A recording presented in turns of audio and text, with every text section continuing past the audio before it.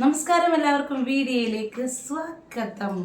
അപ്പം ഇന്ന് നമ്മൾ ചർച്ച ചെയ്യാൻ പോകുന്നത് നമ്മളെ കേരളത്തിലെ വിഷയങ്ങളൊക്കെ വിട്ടങ്ങ് തെലുങ്കാനയിലാണ്. അപ്പം നമുക്ക് തെലുങ്കാനയിലേക്ക് ഒന്ന് പോയിട്ട് വരാം. അപ്പം അവിടെ നടക്കുന്ന ഒരു വലിയ സംഭവത്തെക്കുറിച്ചാണ് നമ്മളിന്ന് ചർച്ച ചെയ്യാൻ പോകുന്നത്. എന്തായാലും ഈ കല്യാണത്തിൻ്റെയൊക്കെ പിന്നോടിയായിട്ട് നമ്മൾ സേവ് ദ ഡേറ്റുകൾ കാണാറുണ്ടല്ലേ, വെറൈറ്റി ഐറ്റംസ് ഉണ്ട്. ഇവ നമ്മൾ ഇത് എന്ത് സേവ് ദ ഡേറ്റ് ആണ് എന്ന് പറയുന്ന രീതിയിൽ വെള്ളത്തിലും കരയിലും ആകാശത്തും എയറിലൊക്കെ നിന്നുകൊണ്ട് വെറൈറ്റി സേവ് ദ ഡേറ്റ് കാണാറുണ്ട്. അതിൽ നിന്നൊക്കെ വ്യത്യസ്തമായിട്ടൊരു സേവ് ദ ഡേറ്റ് ഞാൻ കണ്ടു. അപ്പോൾ ആ ഒരു വിഷയം ചർച്ച ചെയ്യാമെന്ന് വിചാരിച്ചു. വളരെ രസകരമാണ്. പക്ഷേ നമ്മളെ ഇവിടെ അങ്ങനെ അപൂർവം ചില കല്യാണങ്ങളൊക്കെ നടക്കാറുണ്ട്. പക്ഷെ അത് എങ്ങനെ മുന്നോട്ട് പോകുന്നു എന്നുള്ളത് എനിക്ക് തല പുകച്ച് ആലോചിച്ചിട്ട് മനസ്സിലാവാത്തൊരു വിഷയമാണ്. എന്തായാലും സേവ് ദ ഡേറ്റ് നമുക്ക് നോക്കാം എങ്ങനെയാണെന്നുള്ളത്. അത് കണ്ടു നോക്കിയേ.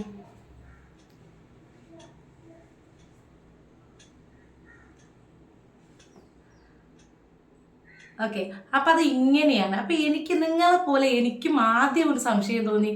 ഇതെന്താ ഒരു പയ്യൻ രണ്ട് ഭാഗത്തും ഓരോ പെണ്ണുങ്ങൾ, ഇതിലേതാണ് ഇവൻ്റെ പെണ്ണ് എന്നൊരു സംശയം ഉണ്ട് അല്ലേ. അത് ആദ്യം എനിക്കും തോന്നി ഇതിലേതാ പെണ്ണ് എന്നുള്ളത്. പക്ഷേ വേറൊരു വിഷയമുണ്ട്, അവിടെയാണ് ട്വിസ്റ്റ് സംഭവിച്ചിരിക്കുന്നത്. കാരണം ഇവൻ കെട്ടാൻ പോണ പെണ്ണാണ്. അത് ഇവനൊരു സിനിമാ പ്രവർത്തകനെ കയറുന്നു. 3 വർഷം മുന്നേ കനക എന്ന് പറയുന്ന ഒരു സ്ത്രീയായിട്ട് പ്രണയത്തിലായിരുന്നു.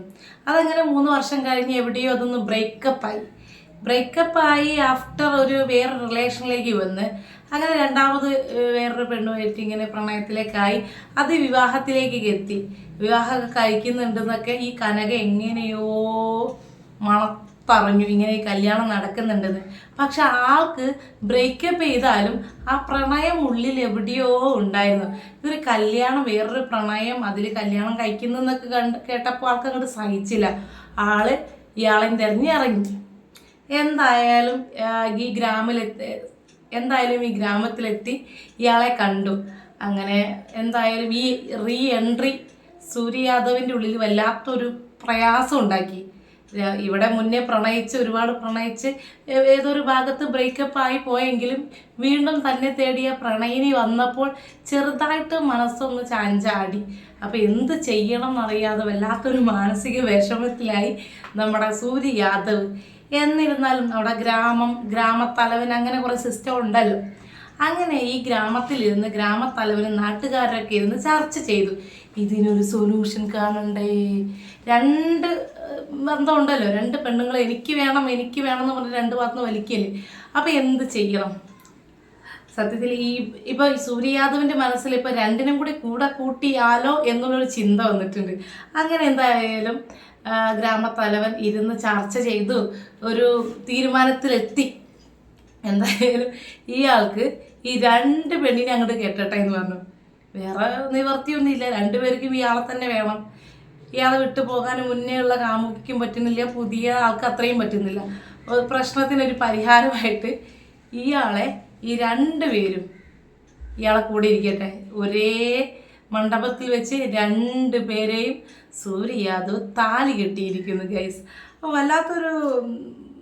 വല്ലാത്തൊരു മാനസിക സംഘർഷത്തിൽ നിന്നാണ് ഇങ്ങനൊരു തീരുമാനം എത്തിയതെങ്കിലും ഇതൊക്കെ എങ്ങനെയാണ് സംഭവിക്കുന്നത് എനിക്കറിയില്ല. എന്തായാലും എങ്ങനെ ജീവിക്കുന്നത്, ഇവിടെ അപൂർവം ചില കേസുകളൊക്കെ വളരെ സന്തോഷമായിട്ട് ജീവിക്കുന്നതൊക്കെ കാണുന്നുണ്ട്. പക്ഷെ അതിൻ്റെയൊക്കെ റിയൽ വശം എന്താണെന്ന് അറിയില്ല. സന്തോഷമാണെന്ന് തന്നെ വിചാരിക്കാം. എങ്കിലും ഒരു സ്ത്രീയെ സംബന്ധിച്ചിടത്തോളം ചിന്തിക്കുമ്പോൾ എൻ്റെ അമ്മ ഒരിക്കലും പോസിബിൾ ആയിരിക്കില്ല അല്ലേ. എങ്ങനെ 2 സ്ത്രീയെ കൂടെ ഒരു ആൾ നിൽക്കുക എന്ന് പറഞ്ഞാൽ, ഇപ്പം നമ്മൾ ബഷീർ കാണാറുണ്ട്. അവർ ഹാപ്പി ആയിട്ടാണ് ജീവിക്കുന്നത്. അതിൻ്റെ മറുവശം അവരുടെ ജീവിതത്തിലെ എല്ലാ വശങ്ങളും നമ്മൾ കാണുന്നുണ്ടെങ്കിലും എന്തോ അവർ പറയുന്നത് അവർ യുണീക്കാണ്, അവരെ പോലെ ലോകത്ത് വേറെ ആരും ഉണ്ടാവില്ല. അതൊരു സത്യമാണ്. പക്ഷെ നിങ്ങളെപ്പോലെ വേറൊരു ടീമും കൂടി ഉണ്ട്. ഇതിന് മുന്നോട്ടുള്ള വശങ്ങൾ എന്താണെന്ന് അറിയില്ല. എന്തായാലും ഇങ്ങനെയൊന്നും കൂടെ സംഭവിച്ചിട്ടുണ്ട്. എന്തായാലും ഹാപ്പി ആയിട്ട് ഇരിക്കട്ടെ. ഇങ്ങനെയും ഒരു കല്യാണം സേവ് ദ ഡേറ്റ് കണ്ടപ്പോൾ ഇതിലൊരു കൗതുകം. ഇത് എങ്ങനെ മുന്നോട്ട് പോസിബിൾ ആവുന്നൊന്നും അറിയില്ല. ഇത് 2 പേരെയും കൂടെ കൂട്ടാമെന്ന് വിചാരിച്ച ആ മനുഷ്യൻ്റെ മനസ്സ് എന്തായാലും നന്നായിരിക്കട്ടെ. അപ്പോൾ ഈ വിഷയം കണ്ടപ്പോൾ ഒന്ന് ചർച്ച ചെയ്യണം എന്നുള്ളത് കൊണ്ട് ഇതൊരു രസകരമായി തോന്നി. അതുപോലെ തന്നെ അതിൻ്റെ ആഫ്റ്റർ എഫക്റ്റ് എന്താവും എന്നുള്ളത് വലിയൊരു ചോദ്യചിഹ്നമാണ്. എന്തായാലും അടുത്തൊരു വാർത്തയുമായി അടുത്ത വീഡിയോ കാണും വരെ ബൈ.